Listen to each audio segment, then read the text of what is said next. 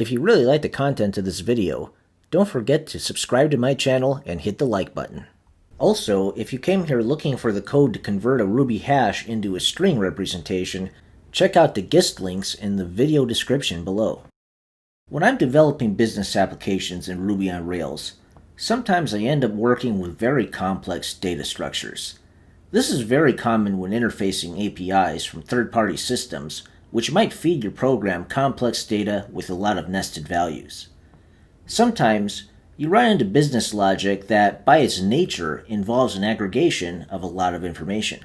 When writing unit test coverage for such data structures, sometimes it's practical to write a few comprehensive tests that look at all of the data outputs rather than a long battery of tests that check each value of each data point individually. Take this following data structure, for example. It's a list of materials and costs associated with them. If I want to write a test expectation for a piece of data like that, it could be cumbersome to type. I'd much rather have the computer generate a hash like this, look it over manually till I get it right, and then copy and paste it into my test file as a test expectation.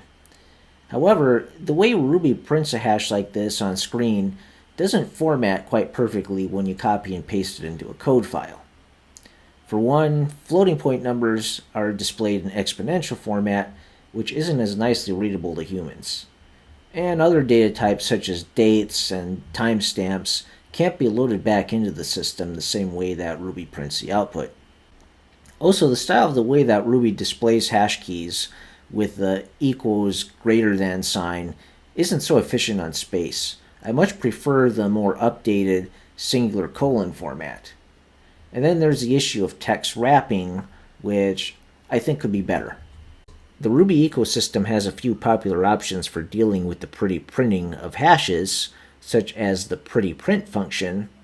There's also awesome print, which is a Ruby gem, but through experience, I've been unsatisfied with the output generated by either of these systems.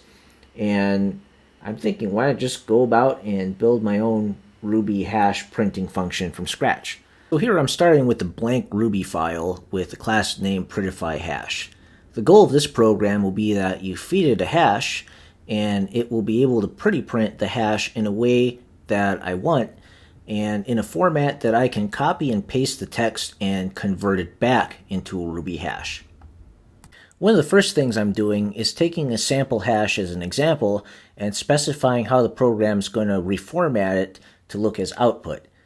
This helps me set a specific goal, which I can later use as the basis for an R-Spec test expectation. So in my initial strategy here, I'm going to create this struct class that I'm going to call hash key value pair, which will be a placeholder for each item in the hash that I want to convert to text.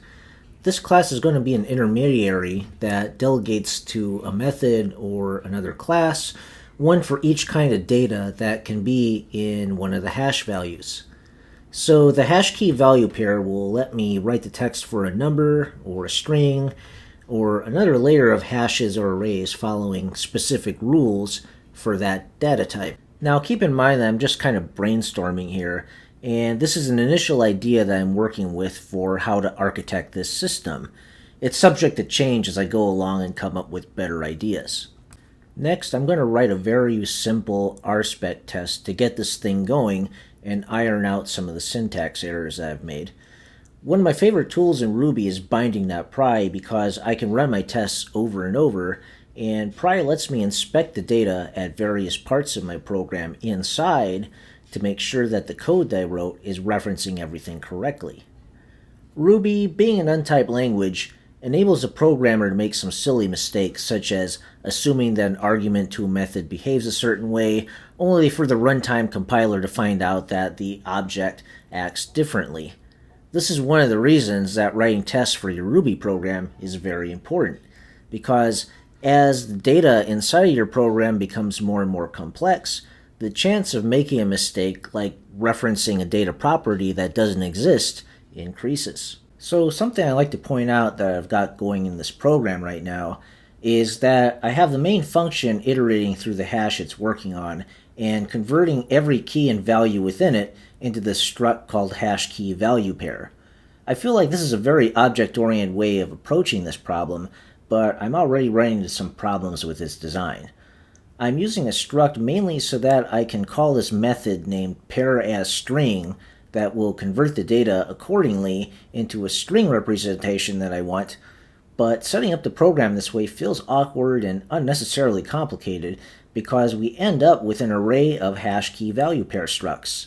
To read and process that array, I made a class called ArrayUtil to iterate through the hash key value pairs and call the pair_as_string method. I think this could be architected better. I'm also questioning whether converting everything into a struct for processing adds any more value than just keeping it as a hash. After all, the hash key value pair struct only has the key name and value, and the only thing that really adds is a method that I could call on it, and we don't really need to build a special structure for that. One more quick thing I want to build before refactoring this is a module called Indent Utility, which will provide the logic for adding the leading spaces on each line of text when we're printing a hash that will span multiple lines. It takes some time to work through all this, but the R-Spec test is finally passing. So next I'm going to expand our simplistic R-Spec test scenario to encompass more hash configurations involving nested data. I'm running a test for 2 levels of nested hashes, a test to make sure that it wraps lines properly if a line extends beyond 120 characters, and tests for different types of data like big decimal. Each test is going to check on multiple aspects of converting that input hash into a properly formatted hash as a string value. Then, once the test criteria is written, I can refactor my program code and add to it, knocking out each test by the order of complexity. Through my experience, I found that this is the best way of writing reliable code, and it's 100% test-driven development. So now I think it's a good time to do away with that ArrayUtility class and the hash key value pair struct, and replace them with a new base architecture. I like to comment out code like that as I'm changing it at first, just to have it there for reference as I go about rewriting the code in a different form. So the new idea that I'm working with here is to run each hash value through some sort of delegation routine, which will convert that value into a string representation based on its type. So like if it's a nested hash, it could pass it recursively into a stringify nested hash function of some sort. If it's a number, it could pass it on into a number processor, and that way the program could be expanded to print out the attributes for just about any kind of object within the input hash. You'd also eventually be able to pass it more complex kinds of data objects, such as an active record model, and it would be able to print out that active record model in a string representation that can be executed in Ruby code to rebuild the object. Using a delegation pattern like this gives you the opportunity to pass in a conversion class or procedure so that the program can use it for converting complex types like active record models if it doesn't support that by default. So at this point, I'd like to spare you having to watch several more hours of coding and just show you the finished rough draft product. So I've got 3 classes and a mixin for handling indentation. When I started this program, I wanted to build a simple library for printing out Ruby hashes in a way that's readable by the Ruby interpreter. And in trying to build that hash printing routine, I found that the structure that I was using could easily be expandable to other types of data, like arrays. In fact, a lot of the hashes that I work with contain arrays as values in some of the keys. So all of these string conversion classes are descended from a base class that I call printifyObject. The central point of conversion happens in a method called stringifyValue, which can take any value and build a string representation of it that could be read back into Ruby. For more complex data types like hashes and arrays, it uses respective processing classes for printing out a prettify version of that data type. If you want to add more supported data types to this system, we can just modify the case statement to handle them.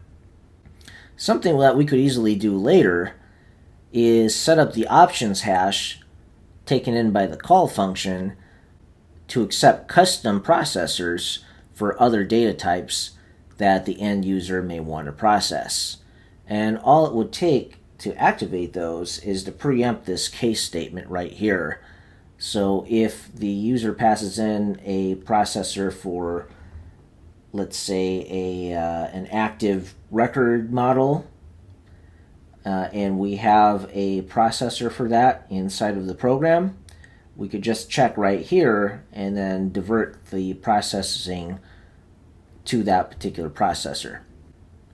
That's a feature that I have yet to build, but I may get around to it at another time. So now, if we look at the prettify hash object, it'll first try printing out a hash as a single line, but if that line's too long, then it'll print it out as wrapped lines. And the code for processing an array works very similarly, but an array is printed out with a different syntax. All 9 of the R-Spec tests I created earlier in this video are now passing. And as you can see, they each pass in a hash arranged with various levels of nesting and do a raw text comparison to check whether it's producing the correct output. Now what I've got here is a JSON file representing a batch of information provided by the Shopify API. This is a realistic test scenario because you might have a program that navigates a complex structure like this to extract the data that it needs. And occasionally, Shopify will change the structure of this data on their end, causing potential problems for your code. To update my tests, rather than scrutinize the data structure for whatever's changed, I find it much easier as a workflow to just copy and paste an actual return value from the API into my R-Spec test as a fixture, and then manually scrub out any private information. This prettify hash program will make it much easier to do that for the future. And if you're asking why not just use the JSON like this in my test, it's because not every subcomponent within my program can read JSON, and Ruby hash is a lot easier to slice up and work with so that I can more easily just apply whatever piece of this data structure is relevant to the particular test that I'm running. So what I've done here is read in a JSON file, parse it into a Ruby hash using json.parse, and now I'm going to use my prettify hash routine to print this out as a hash that can use the colon format, has consistent indentation, looks good to humans, and can be interpreted back into Ruby as is. So far it looks good. Now let's use the eval function to read it back into Ruby. And as you can see, the output of my prettify hash program can be read back into Ruby as a hash. Well, I hope you found this video insightful. If you came here without any interest in the journey to building this code and just want a starting point for converting a Ruby hash into a string, then please check out the links in the description below where I have the finalized code associated with this video posted. If this video was useful to you, please hit the like button, leave a comment, and subscribe, and I will see you in the next video.